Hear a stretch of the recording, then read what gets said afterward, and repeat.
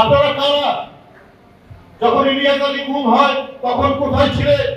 যখন চৌধুরী আলম গুম হয় তখন জাতীয় পার্টি কোথায় ছিল? যখন সাইফুল ইসলাম হিরু গুম হয় তখন জাতীয় পার্টি কোথায় ছিল? যখন সুমন গুম হয়, জাকির গুম হয়, ছাত্র নেতারা, যুব নেতারা, তখন জাতীয় পার্টি কোথায় ছিল? যখন 2014 নির্বাচনে ভোট কেন্দ্রে কোনো ভোটার নেই, সেখানে কুকুর, বিড়াল, গরু, ছাগল ঘুরে বেড়াচ্ছে, সেই নির্বাচনে যাবো না করতে করতে আপনারা গেলেন। তো আপনি কি ভারতের কোন রাজনৈতিক দল না বাংলাদেশের রাজনৈতিক দল? এই আপনাদের মেরুদণ্ড, এই আপনাদের নীতি, এই আপনাদের আদর্শ। বন্ধুরা আমার, আমি দেখছিলাম জাতীয় পার্টি মহাসচিব বলছেন কি শামীম পাটোয়ারি কিনা, উনি বলছেন যে বিএনপি এখন জাতীয় পার্টির দায় নিতে হবে। বিএনপি ভাই, বিএনপি তো রাষ্ট্র ক্ষমতায় নেই, এখনো তো আমার সুষ্ঠু নির্বাচন হয়নি, আপনি কিসের দায়ের কথা বলছেন? সেখানে আপনার নুরুল হক নুরুল ডাকসুর সাবেক বিপি একটি অফিস, সেই কার্যালয়ের মধ্যে আর তাকে আক্রমণ করা হয়, আক্রমণ করা। আমরা প্রথমে শুনেছিলাম জাতীয় পার্টির সাথে বললাম, কিন্তু পরে তাকে যে আঘাত করছে সেই কি লাল শার্টটা হলুদ শার্ট পরা লোকটা, সেটা কে?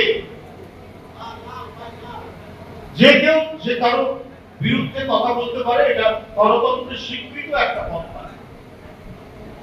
যারা রাজনীতি করছেন কেউ বিএনপির বিরুদ্ধে বলতে পারেন, বিএনপির যদি কোথাও সমালোচনা করার থাকে বিএনপি সেখানে সমালোচনা করবে। তো আপনি আবার দায়িত্ব নেওয়ার কথা বলছেন, কেন বিএনপি দায়িত্ব নেবে? আপনারা কারা? যখন ইলিয়াস আলী গুম হয় তখন কোথায় ছিলেন? যখন চৌধুরী আলম গুম হয় তখন জাতীয় পার্টি কোথায় ছিল? যখন সাইফুল ইসলাম হিরু গুম হয় তখন জাতীয় পার্টি কোথায় ছিল? যখন সুমন গুম হয়, জাকির গুম হয়, ছাত্র নেতারা, যুব নেতারা, তখন জাতীয় পার্টি কোথায় ছিল? যখন 2014 নির্বাচনে ভোট কেন্দ্রে কোনো ভোটার নেই, সেখানে কুকুর, বিড়াল, গরু, ছাগল ঘুরে বেড়াচ্ছে, সেই নির্বাচনে যাবো না করতে করতে আপনারা গেলেন। আপনার 2018 সালে বিএনপি নির্বাচনে যাওয়ার ঘোষণা দেওয়ার পর প্রায় 45 জন প্রার্থীকে গ্রেফতার করে নিয়ে যাওয়া হলো। অর্থাৎ শেখ হাসিনা বিএনপি নির্বাচনে আসুক সেটা চাইনি, সেই প্রমাণ আবার করে আমরা অংশগ্রহণ করে দেখা হলো। সেদিন জাতীয় পার্টি কি ভূমিকা রেখেছে? 2024 সালের আগে আমি আগেও বলেছি, জিএম কাদের সাহেব তিনি ইন্ডিয়ায় গেলেন, এখানে সাংবাদিকরা প্রশ্ন করলো আপনাকে কি কথা বলুন, বলছে না ওদের সাথে কথা হয়েছে, আমি ওদের পারমিশন ছাড়া কথা বলবো না। এই দল জাতীয় পার্টি যে দেশের সাথে গেছেন নির্বাচনে অংশগ্রহণের জন্য আপনাকে নির্দেশ দিয়েছেন, এটা পাবলিক সবাই জানে, সেটাও আপনি তাদের অনুমতি ছাড়া বলতে পারবেন। তো আপনি কি ভারতের কোন রাজনৈতিক দল না বাংলাদেশের রাজনৈতিক দল?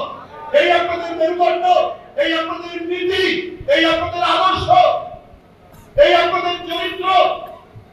আমরা কোন মত সংস্কৃতিতে বিশ্বাস করি না।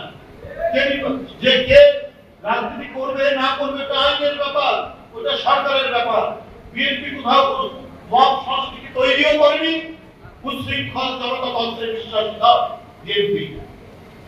কিন্তু বিএনপি তো অ্যানালাইসিস আছে, একটা বিশ্লেষণ আছে, জাতীয় পার্টির ভূমিকা কি ছিল, আর অন্যান্য রাজনৈতিক দলের ভূমিকা কি ছিল। এই ভয়ঙ্কর রক্তপিপাসু শেখ হাসিনার আওয়ামী ফ্যাসিবাদকে কারা রক্ষা করেছে? কারা 16 বছর জনগণের লক্ষ কোটি টাকা পাচারের সুবিধা করে দিয়েছে? কারা এই দেশকে আওয়ামী ভয়ঙ্কর স্বেচ্ছাতন্ত্রকে প্রতিষ্ঠিত করার সিল দেওয়ার দায়িত্ব পালন করেছে? তার মধ্যে একটি হচ্ছে জাতীয় পার্টি। আপনারা আপনারা কি বলে একটা কুলিং টাইম চান, যে শেখ হাসিনা নাকি 2008 সালে 9 সালে ক্ষমতায় এসে 2 বছর একটা কুলিং টাইম দিয়েছে, তারপরে টর্চার করেছে। বিএনপি কখনো টর্চারে বিশ্বাস করে না। কুলিং টাইম আবার কিসে আর টর্চার বা কিসে? বিএনপি তো ক্ষমতাই নেই, এখন তো নির্বাচনই নাই। বিএনপি কখনো কোনোভাবে কোনো অবস্থাতেই বেআইনি কোনো ধরনের অত্যাচার, নির্যাতন, নিপীড়ন এটাতে বিশ্বাসী নয়। কারণ নিজেরা আমাদের জীবন দিয়ে আমরা প্রত্যেকে ভুক্তভোগী। প্রত্যেকে যারা বসে আছে বা সামনে বসে আছে, সর্বনিম্ন 50টা সর্বোচ্চ 500টা মামলায় আমরা প্রত্যেকেই আক্রান্ত। তো আমরা নিজেরা যেখানে আক্রান্ত, আমরা অন্য কেউ অত্যাচারিত হোক, অন্য কেউ লাঞ্ছিত হোক, নির্যাতিত হোক, সেটা আমরা চাই। কিন্তু যারা ফ্যাসিবাদকে সমর্থন দিয়ে তাদের বয়ানের সাথে গলায় সুর মিলিয়ে তারা কাজ করেছে,